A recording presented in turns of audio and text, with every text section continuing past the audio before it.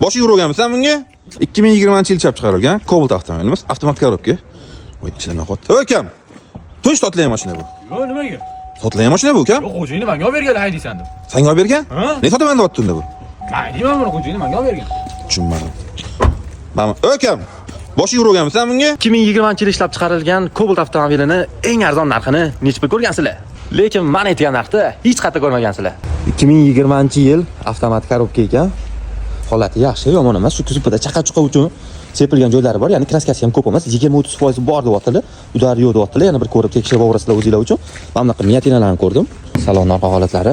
Mana. Ichlari lekin sveji bo'lib turibdi-da. 3-pokoleniya metan gaz salon holatlari. Mana.